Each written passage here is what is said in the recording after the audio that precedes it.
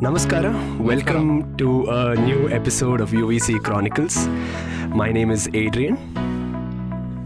Hi, Namaskara. My name is Srinidhi.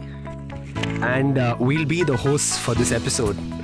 Our guest is most well known as the mastermind behind some of the most iconic songs the Kannada film industry has produced. But most of us may be unaware about his stellar academic track record, his work on cutting edge communication technology, and his entrepreneurial journey, which resulted in the creation of 4 successful companies. Mano sir, we are glad to have you on the show. Very happy to be here. Here at Chronicles, we believe that nothing beats a first-hand introduction. So, can you introduce yourself and give our listeners a brief overview about your journey so far? Yeah, this is Manomurthy. I used to be known as Manohar, by the way. And even now, my friends and family, they all call me Manohar. And it used to be Manohar S at that time. It was Manohar, S for Satyamurthy. That was my father's name. So, Satya was my middle name, and then, Murthy was my last name, kind of. And you said stellar academic career. I have to tell you something. This is not a secret. Many people know. I lost 1 year in engineering in the middle, in my third year. And, that's because I was too involved in my music, drumming. Mm-hmm. I used to be a percussionist and a drummer. And actually, I lost it for a silly reason. I lost it because of, attendance for the lathe lab. Mechanical lathe lab. and so I did not get passing for that semester. And in those days, I don't know about now, but if you don't pass a semester, you have to wait a whole year. Mm-hmm. You have to wait 1 whole year before that. So stellar academic record is not exactly correct. Not exactly correct. But anyway, I think we'll walk through the journey with your questions. No, that's the best way. I was in UEC from 1969 to 1974. It was actually 1968, but I lost 1 year in the middle, and then it was 5 years in those days. 10 semesters it used to be. So. Yeah, so I think your journey at UVC would be really awesome. So like you said, you were involved way too much into the music and also. Can you tell us more about your journey at UVC? How were your days in UVC? It was actually a lot of fun. Lot of sweet memories, which will never, those things will never come back. We can have reunions now. And in fact, we recently had a mini reunion with, 2 of my best friends. But the carefree kind of, nature that you have, in your college days, that will never come back again. So UVC, I remember it was, we would all be very, fun-loving, and we'd go see a lot of movies, and but we would never be, when it came to exam time, that's when we would all start cramming. We would all... That's the situation even to this day, yeah. Until then we have fun, and then... there would be some internal, midterm, this and that. We would somehow, wing it. We would somehow do. But then for finals, we would stay up all night. Mm-hmm. We'd stay up all night and then go to the exam. And we somehow got through that. Because it was just, that's just the way. You want to have fun throughout the year or the semester. And then when it comes to exam time, you go and do that. And we used to have a special mode of transportation. That was my Lambretta scooter. That's my blue Lambretta scooter. That's very famous in UEC because it did not have any brakes. I wouldn't spend my pocket money on fixing the brakes. So whoever would be sitting behind me would have to apply brakes, and I would apply, and all our souls would be gone. Oh my God. So you had a band called the Sonics. Can you tell us a little bit more about that? The Sonics, actually, we started in first year of BE, and one of the other musicians in that was also from UEC, Sridhar Naidu, his name is, and Sridhar Naidu was the lead guitarist, and then his brother, who's no more, sadly, Umakant Naidu, he was the rhythm guitarist and the singer. And then there was Leo, and he was the bass guitarist, and I was the drummer. I started the group, and I was the drummer, and we used to play all these Beatles, Rolling Stones, CCR, Creedence Clearwater Revival, these kind of songs. And we have played in many, beat shows, they used to call it in those days, in shows, and then and also in UC on stage, Right. once. We did that in front of the library, that stage is there, and, we performed there also once. So that was the band that I had, and we were there till about my third year. That's when I lost my 1 year, and my father came and took away my drum set. So that was the end of Sonics at that point. So that I would say was around, it finished. We started in 1967, 68, time frame, and we finished, I think I would say, 1972. 1972 time frame. Because they felt that it was because of my time with drumming that I lost the year. Do you hold that belief? It may be true to some extent, but not exactly. Because even though because of the drumming, I was still doing all my other courses and everything. It's only this one lathe or mechanical lab that I had no interest in, which I missed the attendance. That's what happened. But anyway, not to worry, because I finished my studies, everything, and then, went to US and I started continuing on with my music once again, being in a controlled way. And because then you have to take care of your family, you have to have your bread and butter job, and still do what you love to do, which is music. So, sir, how did your musical journey start? So, were you always passionate about music since from childhood? Since childhood. Okay. I think it started mostly only by listening to music. I never went through any formal education in music or anything until I went to the US, and much later, after America in fact. I used to go and listen to a lot of music. In our house there was a lot of music going, and we'd go.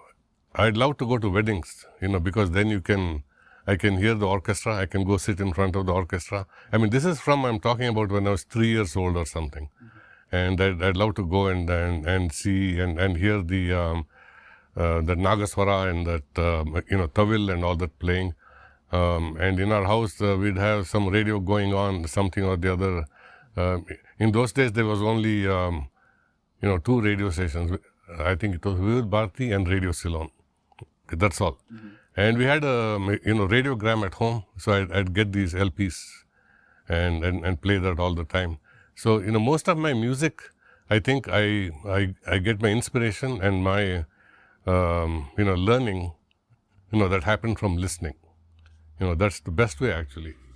So, did you have any formal training in music before you joined college? No formal training in music at all. Nothing, zero. Wow. And every summer during Ram Navami, there would be this classical music concert in Sheshadipuram High School. So my parents would take me there every summer for every single concert. Evening, we had to go and sit there and listen. I would listen to all these great singers, Radha Jayalakshmi, M.S. Subbulakshmi, and all these people singing.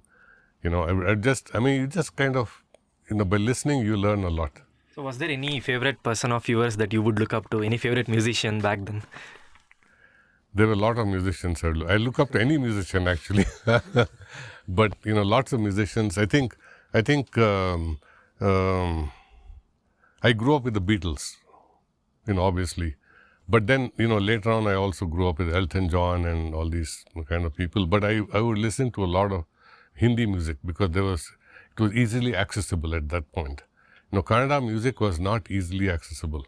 The only time I could hear Kannada music was in the opposite side of our house. There would be a dhobi shop, and the dhobi shop on Sunday he would start playing Kannada songs. So that's when I would hear. There were no radio stations in Kannada. It was not there. It was only Hindi, and so I grew up with the music of Shankar Jaikishan, Madan Mohan, composers like that. So that's where my inspiration comes from. many people ask me, where's your inspiration? Do you get it in your, in some fountain somewhere or some park or something? No, it's not like that. Inspiration is, what you grew up with. That's what inspires me. So once you completed your degree at UVC, you went to BITS Pilani. Yes, I went to BITS Pilani because I wanted to do computer science. And in those days, UVC did not have computer science. And so Pilani had it. So I went to Pilani for a year. And that was more like a stopgap arrangement so that, because I had applied for admission in the US. So then I got admission. So then I went to the US. And I did my EE there. And then after that, I did my master's in computer science also. So how did your professional journey start? So I think you started your first job at, was it Bell Northern Research? Bell Northern Research. Yes. BNR was my very, very first job in 1979, March of 1979. And I used to be a hardware engineer. I used to design I designed the first, T1 line, it's called. T1 line card for the A345, that's the PBX, European PBS version of BNR's product. So I designed that one. And then I designed, different things in hardware. And then after about 8-9 years, I felt that hardware was too narrow a field. So that's when I moved into software. So after which you'd done a fantastic corporate career. You were at Cisco and all these wonderful communication. Cisco came with acquisition actually, much later. So after about 9 years into my time at BNR, I got the chance to start a company called my first company called Alantech. I co-founded the company with a few other people. And Alantech, we built switches, switches and routers. And I'm the first one to have designed VLANs, by the way. I don't know if you're familiar with VLANs. Yes, we are. VLANs, I designed VLANs and I have some patents also on it. So that went public in 1994. So we were around for about 6 years before we went public. And then after that, I left Alantech in 1996 and we started another company called Assured Access Technology. So that was remote access, servers. And that was for about 4 years, then we quit that and we started this company called Allegro. Allegro Systems was into VPN security. So it's not really like cyber security or anything. Mm-hmm. It's more of, it's, sitting inside your switches and endpoints. And that got acquired by Cisco. So I was there for 6 years at Cisco, and that at the time of Cisco is when I got Mungaru Male. Okay. So Mungaru Male happened in 2006, and Mungaru Male happened because of Amritadhare. And Amritadhare happened in 2005. So then after Mungaru Male, unfortunately I had made some money at Cisco. I decided, okay, let me take a break from technology and spend some time only on music. So I did that for about 4 years. Then after 4 years of that, then we started another company called Ativo Networks, and that was into cyber security. Although I'm not a cyber security expert, I don't know much about cyber security, but I had a lot of experience in building and running companies, and that's what I did there. I think building multiple companies would be a lot of fun, and also not fun in one way, but I think it's more of learnings that you take from one company to another. So what is that? I cannot say that one thing, but what is something that you had inside you that that ignited the spark inside you to start multiple companies, to move ahead professionally? You have to have the drive. I mean, it's all about creativity. I think if you're a creative person, you like to create things. Music is creativity, right? I mean, it's an art form. The same way, startup companies are also creativity. I mean, that's in technology and this is in art. So to start the company, you need the drive. You need the creative, blood if you have it. I mean, everybody has creative blood, but you should be able to use it. And if you are interested enough and you have the drive, that's when you start the company. It doesn't matter what the company is. It can be any company.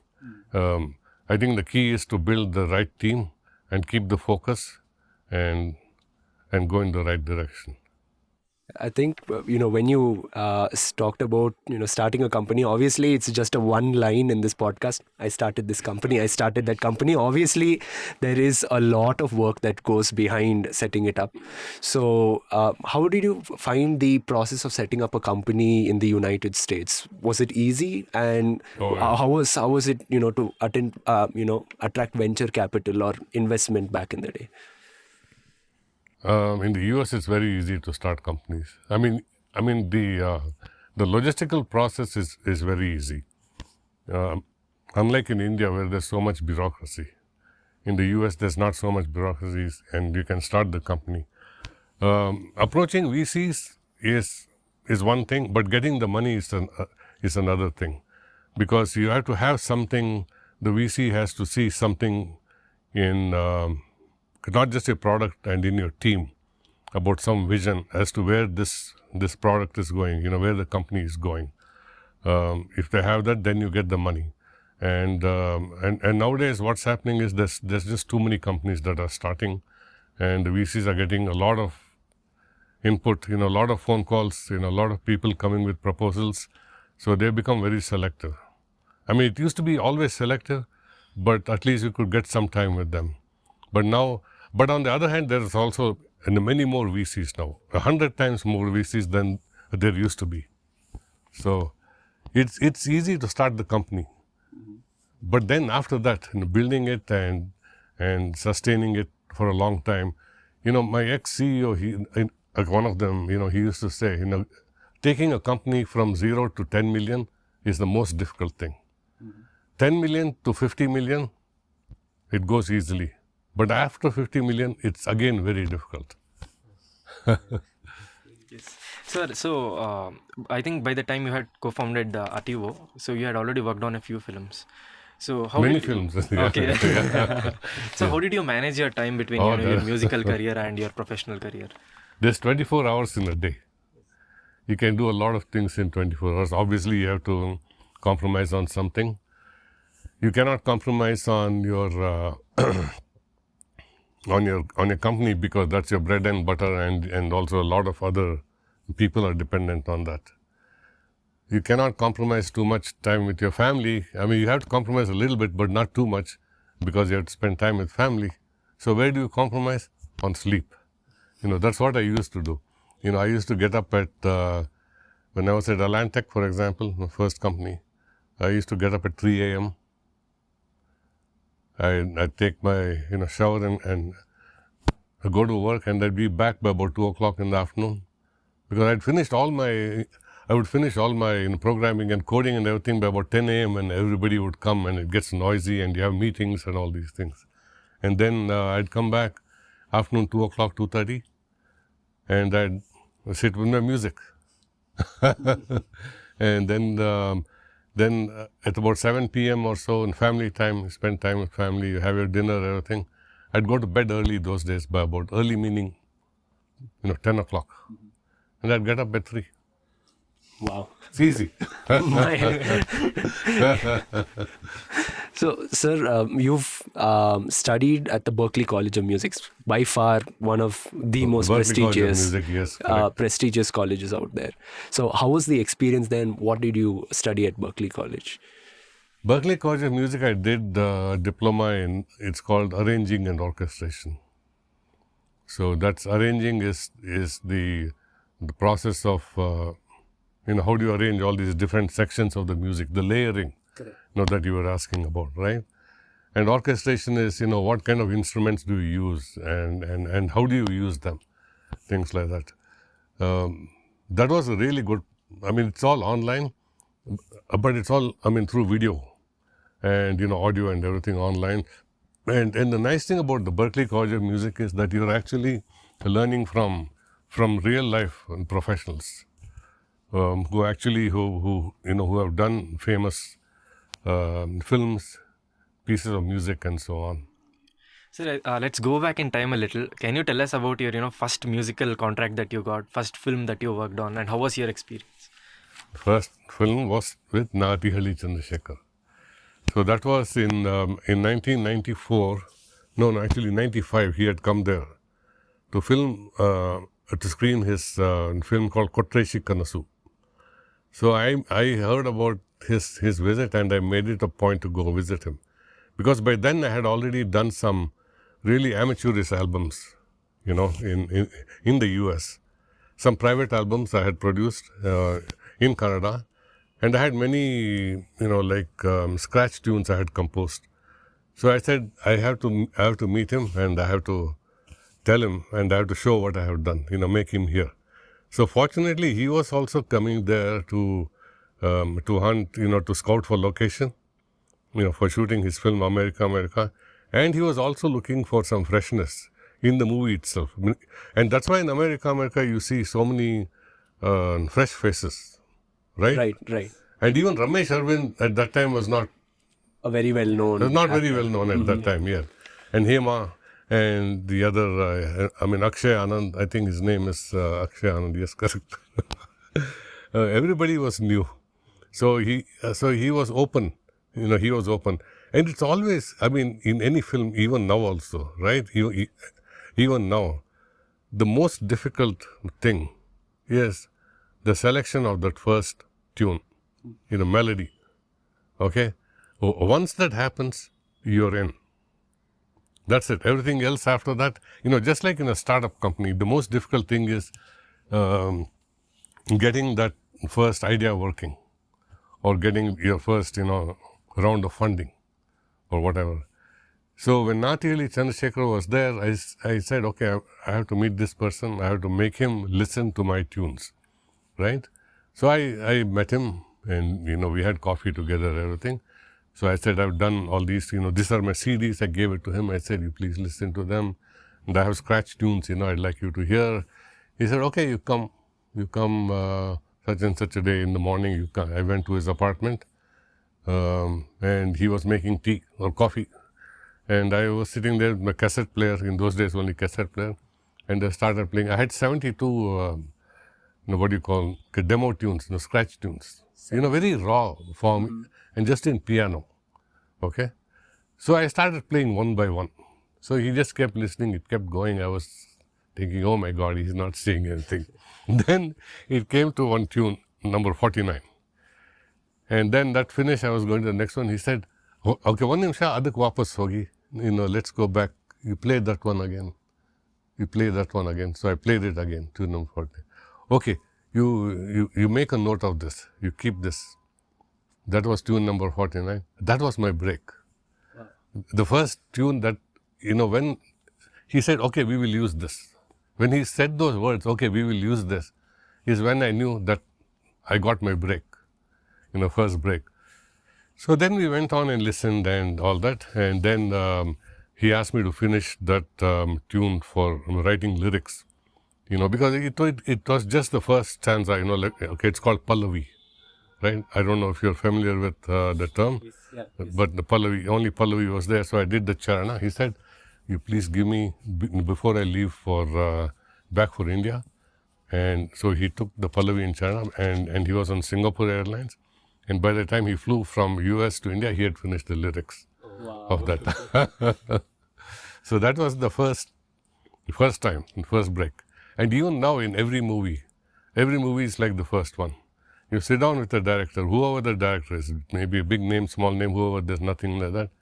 That first tune is the most difficult, the most crucial one to get in.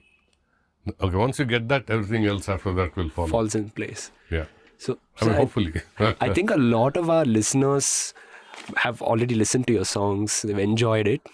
But mostly they know, okay, there is some person called a music director and they make these fantastic songs. So can you give our listeners, say, a little bit behind the scenes look at how a song actually comes about and how you approach, composing music? Composing actually happens, it can happen anywhere. I could be sitting in some room somewhere, in my bedroom or somewhere else, and I get some tune idea in my mind and I record it and I keep it into the phone or something like that. And then At some later time, I will go and refine it, and I will make some scratch tunes out of it. Okay. Then what happens is when a film starts, director has some requirements on what type of songs and so on situation. So I make them listen to me, just like the first time when I played for Nath Eli Chandrasekhar. I make them listen to several tunes as a possibility. I make them listen in the sense it's no longer sitting in the studio. I mean, you do email. You have MP3s and you can send it by email and so on, or on WhatsApp or whatever, right? So they pick the tune first. That's the most important thing. That's the critical thing, because you have to pick the right tune for that situation, and that's not my job. That the director has to do. My job is to give them a selection of things. So after that, sorry. So after that, in a selection of the tune, then he gives you an idea of what type of song it's going to be, where is it going to be shot, what's the situation, who are the characters in it, and so on. And they'll give some reference as to what they would like in terms of sounds, orchestration and things like that. Like they want flute or they want guitar or something like that. So then what you do is you finish the song. To finish the song, you have to work with many people. So then you compose the whole song and you write it down like somewhat what I'm doing it there. And I send it, and then you send it to a person known as the arranger. The arranger is the person you're working with to, this is not just me, this is how all composers work, okay?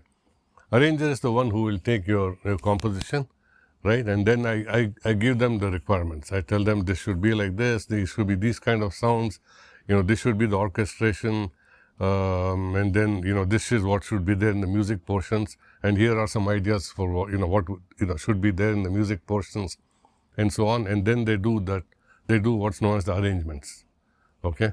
And sometimes I arrange my own songs, like, Nuru Janmaku, America, most of the songs I arrange them myself. But it's always nice to send it to a different person, because then you get, better sound, because you're outside the box. Right, a different perspective. Yeah, yes, a different perspective. So then they finish the arrangements, and then I get a rough sketch of the sound. I get one and I prepare one and I send it to the director for approval. And okay, he said, okay, this is good, we can finish this. So then after that you have to go and you have to record all the live instruments that go with it. You have to get lyrics done, because in that composition it'll just be some either piano or na, because there's no lyrics yet. Right. So then the lyrics have to be put, and then you get the singers to sing it. And after all that is done, you send it for mastering, mixing and mastering. And then the song finishes. Then they have to shoot the song. That's a lot of process. It's a lot of steps. There's nothing, it's not rocket science. There's nothing complicated about it. It's just a process.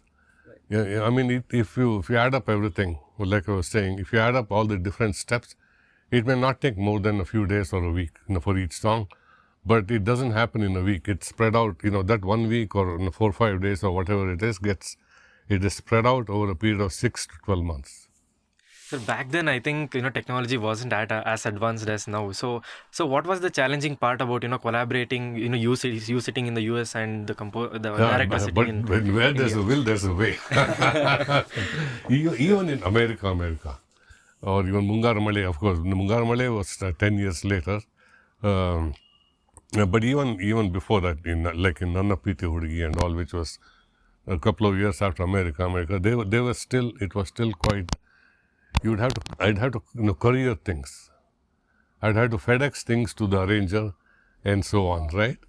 To, the scores and the CDs and back and forth and so on. Because even email was not very prevalent in those days.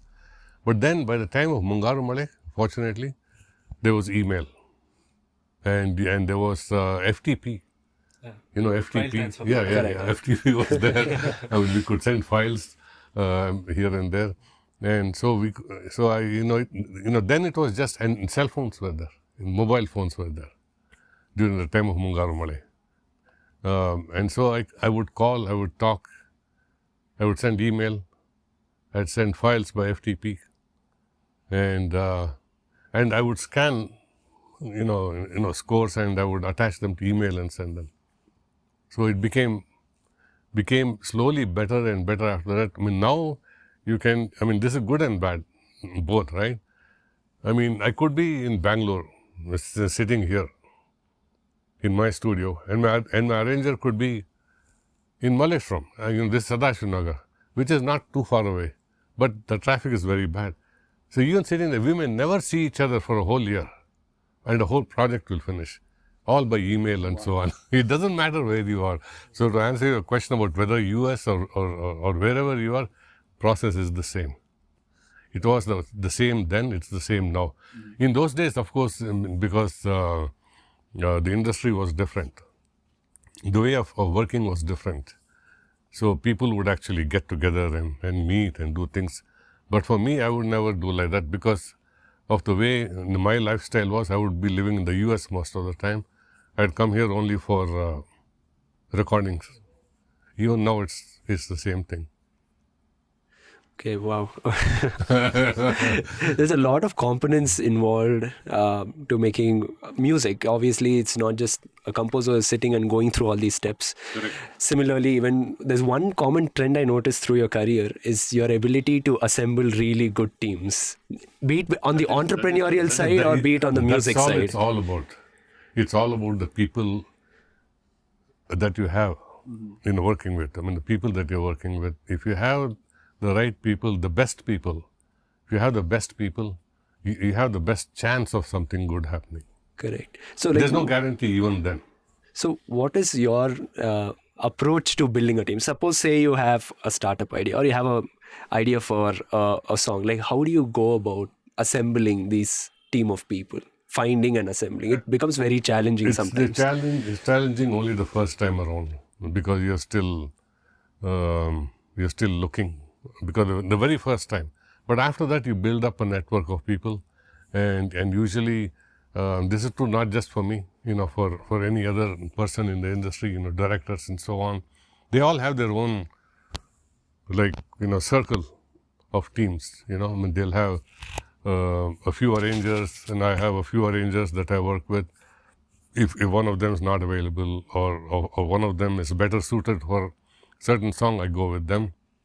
And you have the same group of musicians, because you also have learned it by trial and error. Sometimes you work with people and you get something and you realize that it's not what you were expecting, so you have to ignore it and try something else, do something better. So that happens. You should be ready to discard things. That's true even in technology, by the way. You develop something, and after 6 months to a year, you realize it's not the right thing. That happened in my first company at Atlantic. We were working on the wrong product. I mean, we did this product on a PC blade, based in a platform, and it was a switch, switch blade on a PC bus. By switch, I mean like a bridge. Right. Yeah, like a bridge. So that we were trying to install that in customer networks. They will not take it. They will not put a PC bus in their network. So this was after 2 years of development, we realized that it was not going to work. So then we had to switch. The same switch we had to develop on a custom platform that was more secure. And the same thing with music. You do something, I mean, as we speak, in one of these movies where we're ending up with 6 songs finally, I have done about 12 songs. 4 of which I myself have just thrown it away because I'm not happy. Not the composition. The composition will never change. As long as the requirements have not changed, composition remains the same. But the way, the way that composition is presented as a song, right? I have thrown away many times. And that's when you realize that, okay, this was not the right team to work with on this one. They're good, but not the right one for this and so on. So, I mean, you're not going to be correct 100% of the time. I think there's so much to learn from you. So let's come back to your musical career. So Okay. out of all the movies that you have worked, So which is your favorite album? Would you like to tell more about that? My favorite album.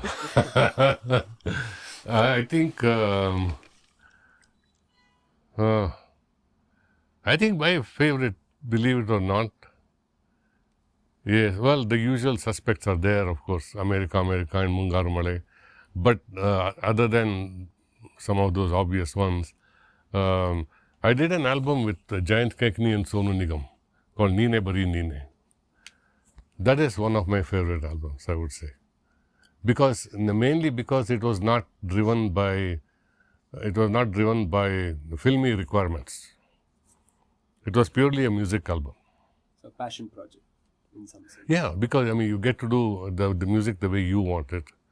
And Indian music industry is the only industry in which, the pop music industry, where, the commercial music industry is tied up to film.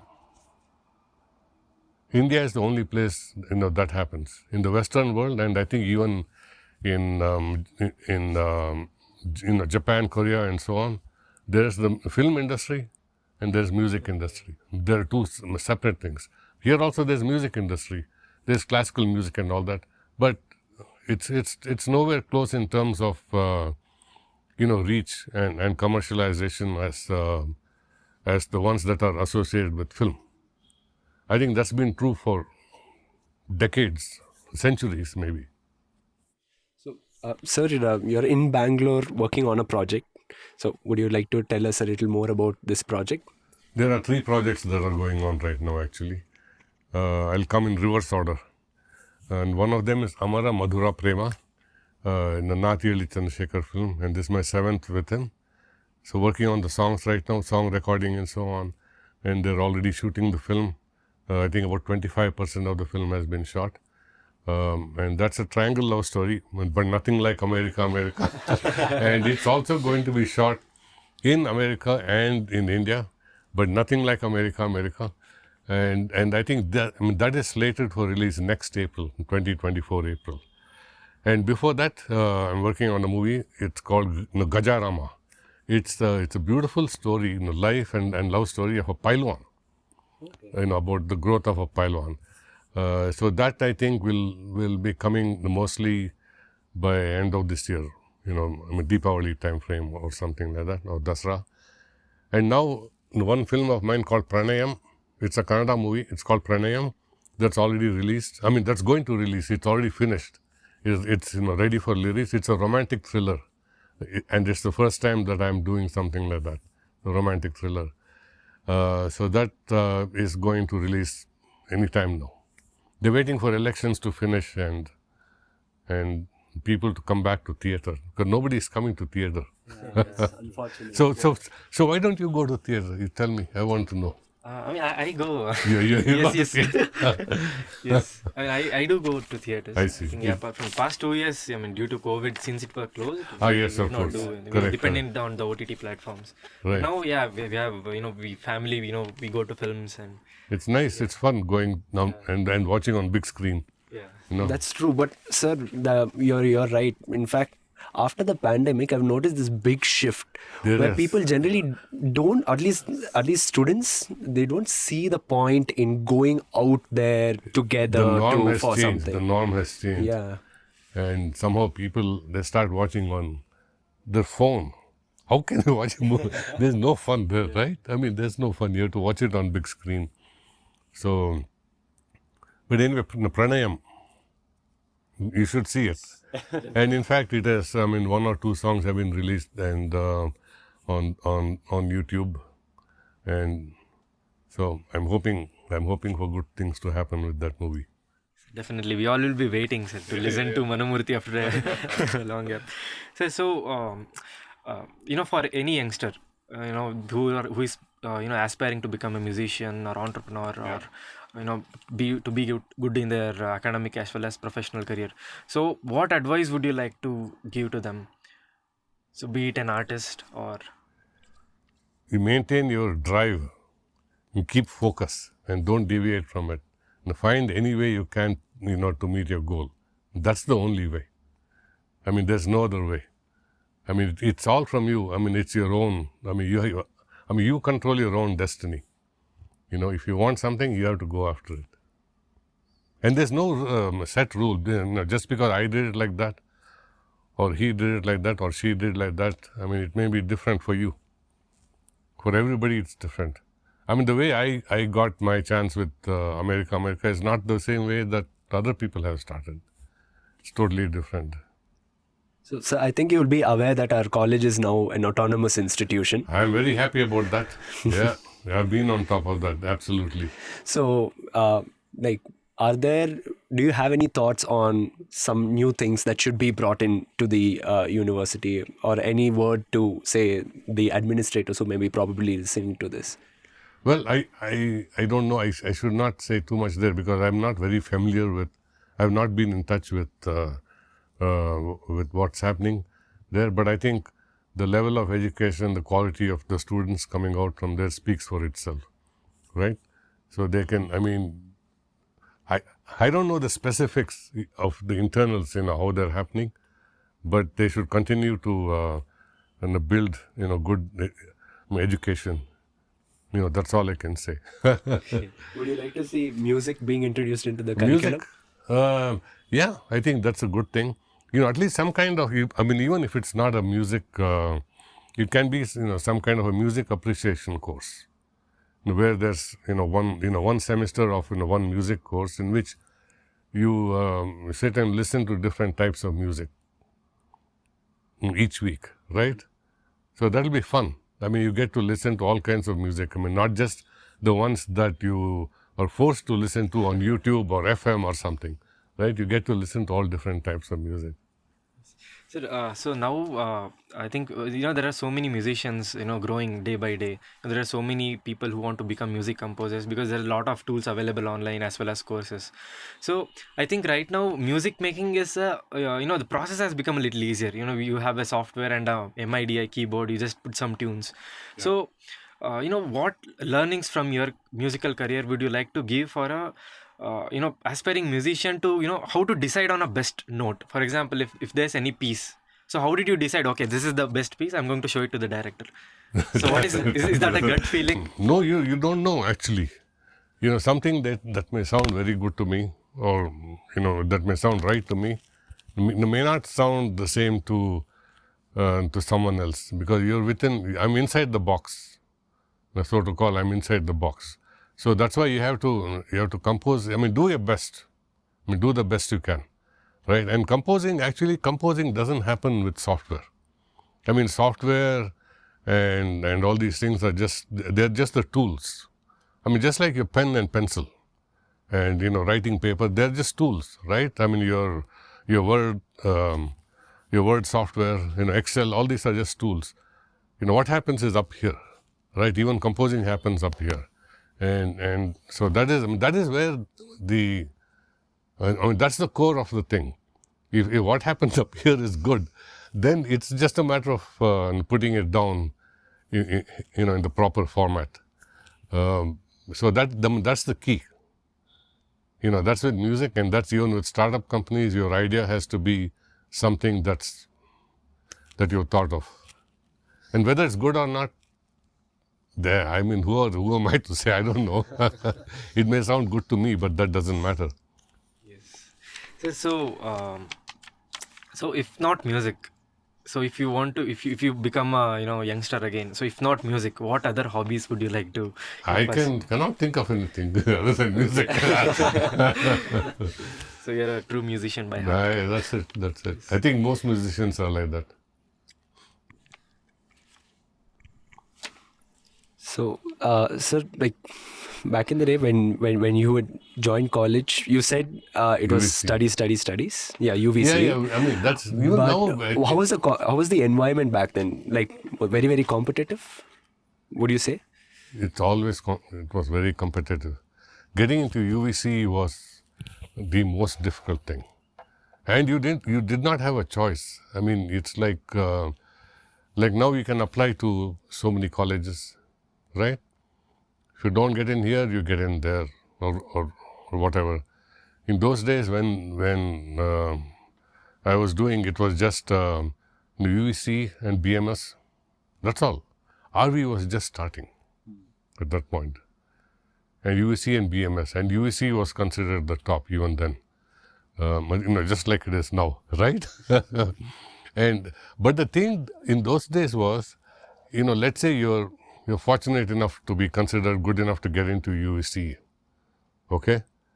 But you don't get your choice of the subject, what field you want to be in, right? For example, if you have a certain percentage, you go into EE. If you have this percentage, you go into mechanical, civil, architecture, whatever. So in my days, I think it was, EE was the number one thing. Electronics was not even there. It started next year, by the way. Oh, I see. In electronics. But no, actually it started that same year. I wanted to be in electronics, but I was too good to be in electronics. I had to be in EE, which was of no interest to me. Wait, too good to be in... Yeah, because of the percentage, I had high, I somehow ended up with high percentage, honestly. And so I got put into EE, and I wanted to be in electronics.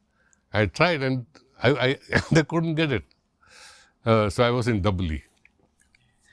So what are your plans ahead now? So are you still in touch with your startup, or do you still involve with your colleagues in building creative ideas into the market?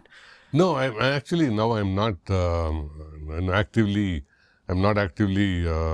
looking to start anything, but I am always talking to people, and if there's some youngsters especially that have some good ideas that want they want to take it forward, I sit and listen to them, and if I feel okay, there's something here, then I can help them build the company and so on because of my expertise, but not on a day-to-day basis. I'm away from that now. Thank you so much. I think we have learned a lot, from this conversation. I think even our viewers would have, maybe, because, every time our listeners listen our podcast, there's always something to learn. And I think from this podcast, from people who want to become entrepreneurs, they have learned something. For those who want to become a musician, they have learned something. So, sir, thank you so much for your time. Welcome. Thank you so much.